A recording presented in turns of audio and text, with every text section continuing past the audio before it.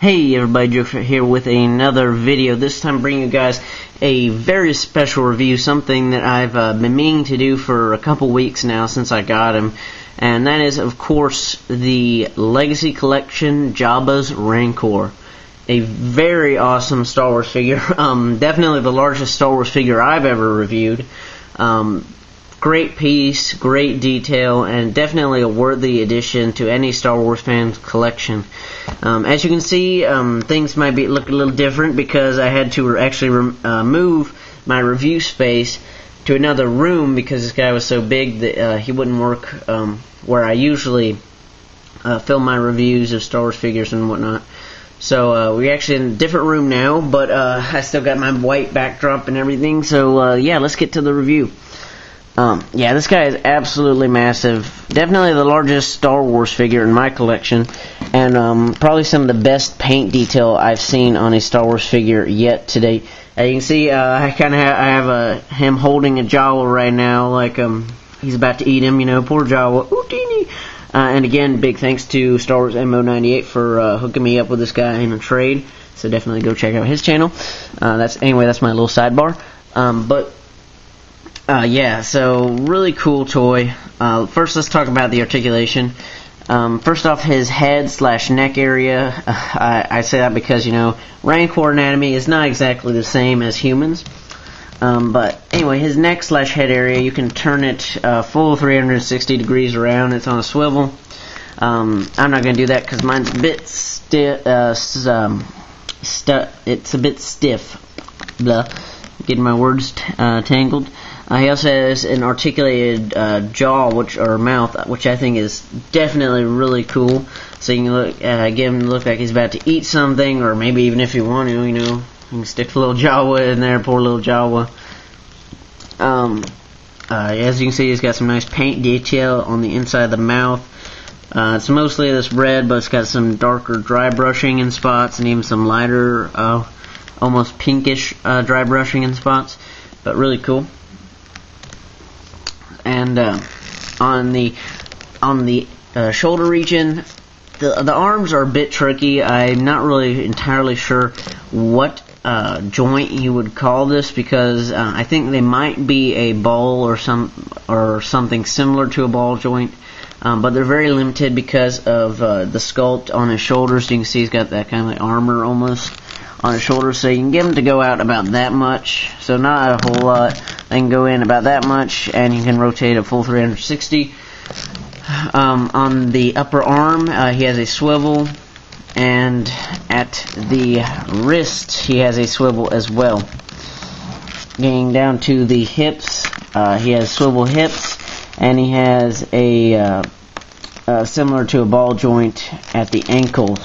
So you can get, even though he's not the best articulated figure that we've ever seen, you can still get him in really cool poses. And I mean, you really don't need that articulation, because if you watch my last review, which was of this little Jawa here, I said in the review, you know, this may not be the best articulated figure in the world, but you don't need it to, because, you know, you're not going to have your Jawa doing Kung Fu. Well, the same argument goes for the Rancor. He's not going to be doing Kung Fu, so you don't need him to have like some super articulation, you know. That'd be kind of weird to see, like karate Rancor. Oh yeah.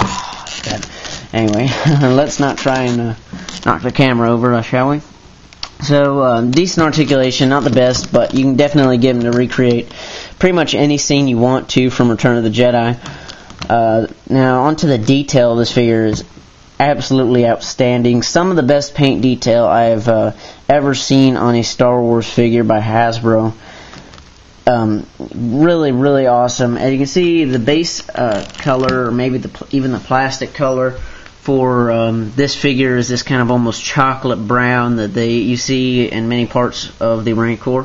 But Hasbro went back and they actually did some darker dry brushing in his, I guess, exoskeleton, and on some places they did lighter, almost tan, flesh tone dry brushing, like on the inside of the arms and on the wrists.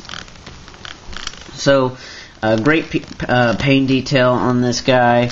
Definitely glad that Hasbro did give us some nice paint detail on him, because with a figure this large, you really do need it, because it will stick out terribly if you don't do that. So really great paint detail. He also has, I guess what you could consider an accessory, is he has this little cuff on his wrist, which is screen accurate to Return of the Jedi. Has this like broken little restraint, and actually has a real metal chain, which that's really cool. That's definitely something you don't see Hasbro doing very often. Really nice detail on the cuff itself. It's got a very nice metallic gunmetal silver with some nice black paint wash in there. So it looks like it's been a bit beaten around, maybe the Rancor gnawed on it a little bit. And up here you can see he actually has a little earring, which again is real metal, so very cool. Definitely really nice to see Hasbro using some real metal in their figures whenever they do it, which is very rare. The other big feature of this Rancor is something you see on the back of the package that they refer to as Rancor Grip, I believe. I got this guy loose off eBay for $65 plus free shipping. Not the best deal in the world, but I've seen this figure go for upwards of $90 to $130 loose, and then you have to pay shipping on top of that, which is a total ripoff. And I don't even want to imagine what this guy goes for in packaging. I believe this was a Target exclusive, so that's the reason why he's so expensive. But so I do not have the Luke that he came with. So anyway, the Rancor Grip feature that they advertised on the back of the box is pretty much in this hand only. They used a softer plastic on the outside and pretty much put a bendy wire in his finger so you can get him to bend, which you have to put a little bit of force into, but you actually can get him to bend his fingers. It kind of looks like he's flipping me off now, but anyway, so that's pretty cool. It doesn't bend all the way, like you can't get him to look like this hand, for instance, but it is pretty groovy. You can get him to, I guess really the only thing you can do with him is get him to look in a gripping pose, because you can't bend his fingers all the way that looks like he's about to punch something. And so yeah, that's pretty much all you can do with it. So not the best use of bendy wire I've seen in a figure, but you know, it's pretty cool. I don't know what that is. I guess a wider grip, so you can look like he's about to slap somebody.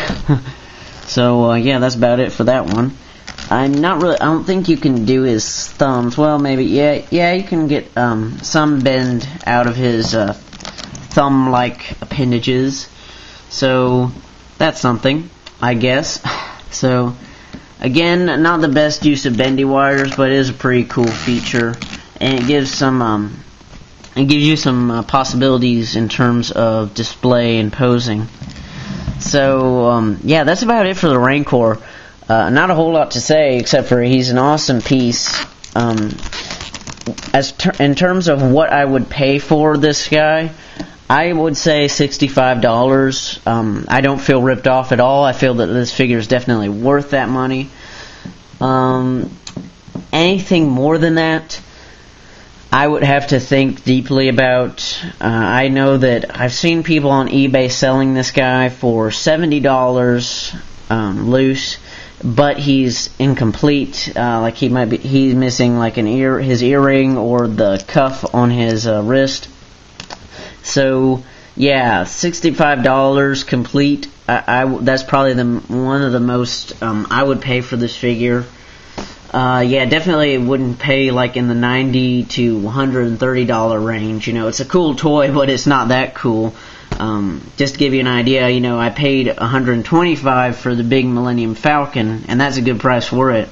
And that thing is like twice the size of this, and has a bunch of like play features and stuff, and practically is a playset on its own.